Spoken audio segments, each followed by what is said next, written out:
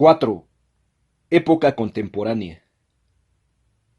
De manera harto curiosa, en la época contemporánea, apreciamos un resurgir del ideal analogista de las épocas antigua y medieval, que hemos visto decaer en la época moderna hasta casi extinguirse. Vuelve en muchos puntos la idea de la justicia como igualdad proporcional, esto es, analógica. Sobre todo se trabaja la idea de la justicia distributiva, basada en la analogía de atribución, que parecía olvidada. Eso implica una recuperación de la noción de analogía, tanto de proporción como de atribución. En la filosofía política actual, aún sea de manera atemática e implícita. 1. Weber, Max Weber, 1864 a 1920. Ha sido uno de los pilares de la nueva filosofía política. Filósofo, sociólogo, historiador, jurista, economista, etc. Tiene, además, algunas obras que han marcado la política. Revisar J. Freund, Max Weber, París, P.U.F., 1969. A. Giddens, Política y Sociología en Max Weber, Madrid, Alianza, 1976. D. Bentham, Max Weber y la Teoría Política Moderna, Madrid, Centro de Estudios Constitucionales, 1979. G. Gutiérrez, Marx, Weber, Política y Poder, en L. Aguilar. C. Iturbe, compiladores. Filosofía Política, Razón y Poder, México, UNAM, 1987. Páginas 95 a 108. En Rabontiev, La política como guerra, politeísmo y guerra a muerte en el pensamiento de Max Weber. Obra citada, páginas 109 a 123. De entre ellas, una es de índole económica, La ética protestante y el espíritu del capitalismo, 1905. Y otras son dos conferencias, una lleva por título La vocación del científico y otra La vocación del político, ambas dictadas en Múnich en el año de 1919, recogidas bajo el título de El científico y el político. También política como profesión. Aunque primero apoyó al Imperio alemán, militó sobre todo en la socialdemocracia, con su amigo F. Naumann. Enseñó algún tiempo en Heidelberg, Friburgo y Múnich, pero especialmente se dedicó a escribir y a la controversia política, aunque rehuyendo la actividad política en sí misma. No se ocupó en ningún cargo. Weber entiende la política como la dirección o la influencia sobre la dirección de una asociación política, es decir, en nuestro tiempo, de un Estado. El político y el científico. Página 82. Revisar M. Weber, El político y el científico. Madrid, Alianza, 2001. Tercera reimpresión. También la aspiración a participar en el poder o a influir en la distribución del poder entre los distintos estados o dentro de un mismo estado, entre los distintos grupos de hombres que lo comprenden. El sabio y el político. Página 84. Por ello, la política es la consecuencia del poder, aun sea con fines de justicia, la igualdad y la paz.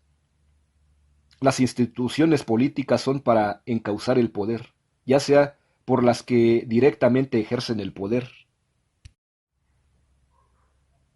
Directivas, por ejemplo el Estado, ya sea para orientar y el reparto del poder, como por ejemplo los partidos políticos y la prensa política. El Estado está vinculado a la ordenación de un derecho racional, una administración también racional en forma de burocracia, un tesoro público, un ejército con el que defiende un territorio, y una policía con la que reivindica el cumplimiento de los reglamentos y ordenamientos. Es decir, tiene como respaldo la fuerza, la violencia. Es el que controla el poder público, la violencia legítima. Es aquella comunidad humana que, dentro de un determinado territorio, reclama con éxito para sí el monopolio de la violencia física legítima. Obra anteriormente citada, página 83. Aun cuando el Estado maneja la violencia, es acatado por los ciudadanos por la legitimación que presenta. Weber habla de tres clases. 1. La dominación tradicional, fundada sobre la autoridad de las costumbres. 2. La dominación legal basada en la confianza en las leyes. Y 3. La dominación carismática, apoyada en las cualidades excepcionales de un jefe. Obra anteriormente citada, páginas 85 a 86. Las dos primeras son más estables. La tercera se da en sociedades en vías de transformación, frecuentemente revolucionarias. También intervienen, por supuesto, los miedos, los intereses, etc. Se puede hacer política de dos formas: vivir de ella o para ella. Ambas cosas se pueden entrever. Los que viven para ella no deberían obtener ningún beneficio de ella. Los que viven de ella a veces se ven obligados a hacer depender sus convicciones de sus necesidades de supervivencia. Obra anteriormente citada, página 92 y siguientes. Eso sucede tanto en el capitalismo como en el socialismo. El político requiere tres cualidades. 1. La pasión, entendida como devoción por su causa. 2. La responsabilidad, vinculada a una convicción sincera. Y 3.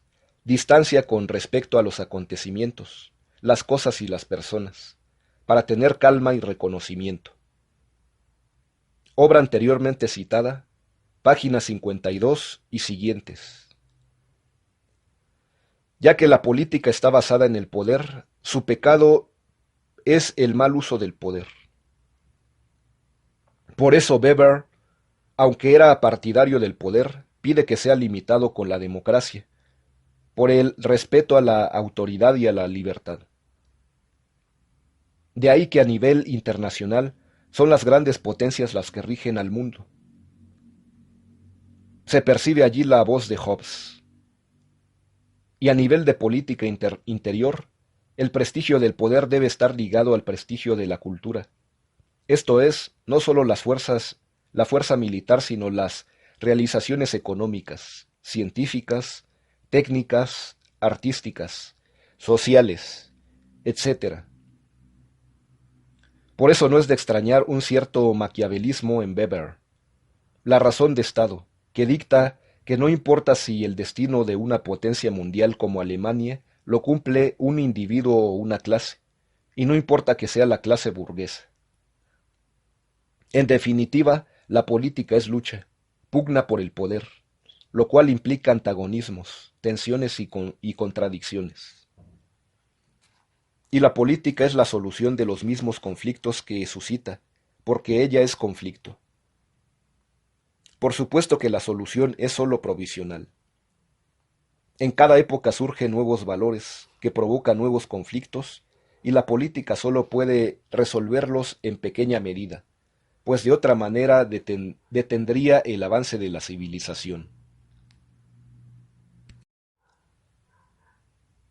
2. Schmidt. Carl Schmitt, 1888 a 1985. Se refiere primariamente a la realidad política vinculada a un momento histórico. Realpolitik. Revisar E. Serrano Gómez. Consenso y conflicto. Schmidt y Arendt. La definición de lo político. México. Grupo Editorial Interlínea.